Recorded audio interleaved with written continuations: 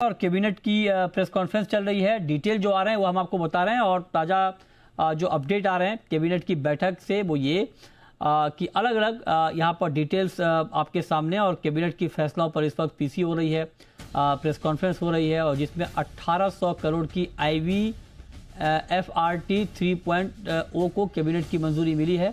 28,840 करोड़ की उड़ान स्कीम को भी मंजूरी मिली है। ये ताज़ा अपडेट पेरिस समझौते के तहत NDC को भी मंजूरी मिल गई है। ये हम आपको कैबिनेट के फैसले बता रहे हैं। कल गुरुवार है, जो कि है नहीं, कल छुट्टी है। हाँ, अगर समझो कल बाजार खुला होता तब तो मैं आपको पक्का ही कहता कि 100% डे हाई की तरफ बाजार बंद होंगे।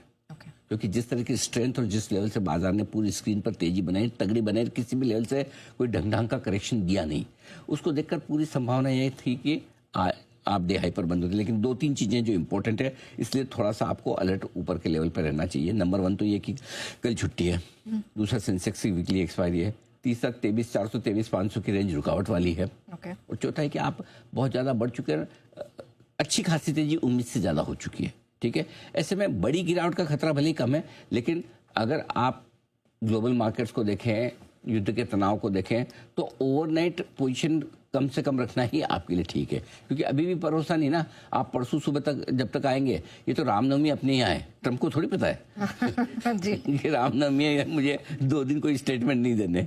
करेक्ट। अब ईरान और इजराइल ये तो सब वो इसे रमजान के पवित्र महीने में भी तो लड़ ही रहे थे ना। अब मालूम है कि त्योहार तो उनको कौन सा, जिनको लड़ना उनको कौन सा तीज त्योहार, उनको जिस दिन लड़ना हो लड़ लेंगे, लड़ने वालों का कोई वो है नहीं ना सिस्टम। तो इसलिए परसों जब वापस लौटेंगे, अच्छा बाय द वे बहुत सारे लोग तो परसों ही मना रहे रामनवमी। यहाँ पे भी एक चक्कर है, कल और परसों वाले में छुट्टी कल है, रामनवमी परसों है। सारे लोग वो फास्टिंग वास्टिंग परसों की भी कर रहे हैं, पता ही नहीं, पता नहीं है ना, परसों भी है।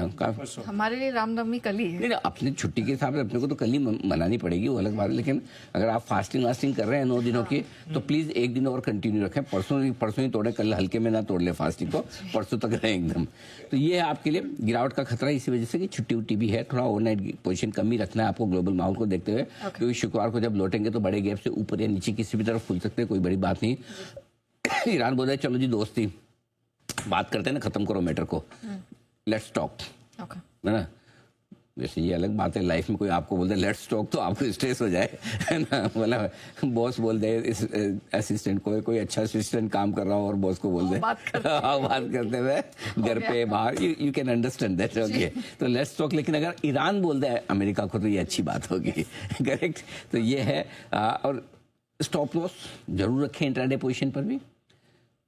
अगर ओवरनाइट पोजीशन पे भी आपके स्टॉप लॉस क्लोजिंग बेसिस पे ट्रिगर हो रहे तो काट लें। डिसिप्लिन जरूर रखें, हल्के रहने में समझदारी है, और जितनी फंसी हुई पोजीशन से बाहर निकलने की कोशिश करेंगे अपनी कोस्ट के आसपास, उतने आप सुखी रहेंगे, ये ध्यान में रखिए। ठीक है, चलिए, तो ये ओवरऑल स्ट्रैटेजी तो हमने समझ ली, और कैसे प्लानिंग आपको करनी है अगले 2 दिनों की। देखिए, बाजार में जिस प्रकार के हालात दिखाई दे रहे हैं, उसको देख के तो लग रहा है कि अभी भी इंडियन मार्केट की तरफ से वो गिरावट ख़त्म नहीं हुई है। जो तेज़ी पिछले कुछ दिनों में देखने को मिली है, पिछले 2 दिनों से जो अच्छी तेज़ी देखने को मिली है, वो तेज़ी एक फेक तेज़ी है, और ये आप गांठ बांध लीजिए, क्योंकि ये केवल ऑपरेटर को ट्रैप किया जा रहा है। यहाँ से आप देखोगे तो सीधा सीधा यही देखने को मिल रहा है, क्योंकि अब ऑपरेटर ऐसे सोचेगा कि अब मार्केट में यहाँ से रिवर्सल आ सकता है। और शेयर्स को भी आप देखोगे तो स्टॉक्स में भी काफ़ी अच्छी खासी तेज़ी दिखाई दे रही है। तो उनके माइंड में एक ही चीज़ आएगी कि हर बार मार्केट में गिरावट होती है तो अच्छा खासा रिवर्सल वहाँ से दिखाई देता है, तो इस बार भी वो अपनी एंट्री यहाँ से लेते हुए नज़र आएंगे। लेकिन उनको ये समझ में नहीं आएगा कि यहाँ से भी मार्केट में और ज़्यादा गिरावट हो सकती है। तो उनका अनुमान जो पहले से लगाया जा रहा था, वो अनुमान गलत साबित होता हुआ नज़र आएगा, और मार्केट फिर से 21,000 के रेंज में आता हुआ नज़र आएगा। तो मैं आपको लगातार पहले से ही ये बात बतला रहा हूँ कि इंडियन मार्केट में एक बड़ा ट्रैप हमेशा ऑपरेटर क्रिएट करता है। उनकी आंखों के सामने यही दृश्य अब देखा जाएगा कि अब मार्केट में, इंडियन मार्केट में यहाँ से तेज़ी ही देखने को मिलेगी, लेकिन वो गलत साबित होंगे, और मार्केट में जो गैप अभी भी नहीं भरा हुआ है वो फिल करने के लिए मार्केट आ सकता है। अब हो सकता है कि यहाँ से भी मार्केट थोड़ा और चलता हुआ नजर आए, लेकिन 23,500 एक ऐसा लेवल है जहां से कुछ ना कुछ बड़ा होता हुआ नज़र आएगा। या तो 23,500 के ऊपर यदि बाजार गैप अप होता है या एक बड़ी रैली होती है, तो मार्केट में फिर जो नेक्स्ट रेजिस्टेंस है वो 24,000 का रहता हुआ नज़र आएगा। लेकिन एक चीज़ आप ध्यान में रखिए कि इंडियन मार्केट की तरफ से अभी भी इतनी तेज़ी जो है ईजी नहीं है। यहाँ से तेज़ी होना अपना एक, क्योंकि बाज़ार को आप देखोगे तो एक नेगेटिव ट्रेंड में अभी चलता हुआ नज़र आ रहा है। जो मार्केट का ट्रेंड था वो नेगेटिव होता हुआ नज़र आया है और यहाँ से मार्केट में तेज़ी जब ही दिखाई देगी जब एफआईआईज़ की थोड़ी थोड़ी बाइंग आना स्टार्ट हो।